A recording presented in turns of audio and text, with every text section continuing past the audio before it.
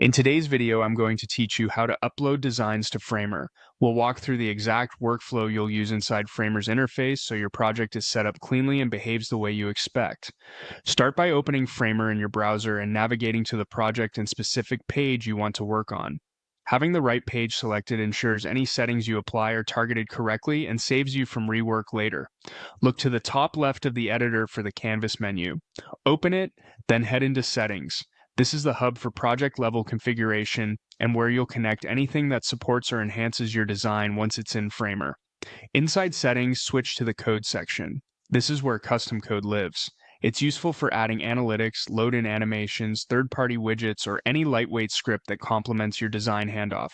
Choose Add Script to create a new entry. Give your script a clear descriptive name so you and teammates can recognize its purpose at a glance.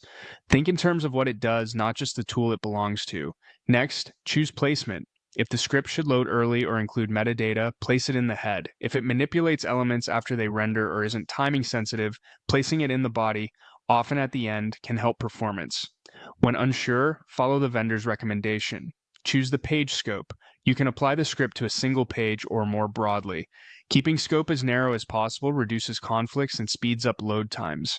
Choose when to run. Some scripts need to execute immediately on load, while others can wait until the page is idle or after user interaction.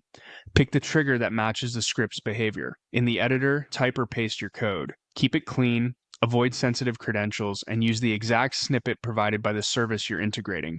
When everything looks right, click Add. Framer will save your settings and attach the script based on your placement, page, and run choices. If something doesn't act as expected, revisit those options to fine-tune. That's it. Your design is now set up and ready to shine in Framer.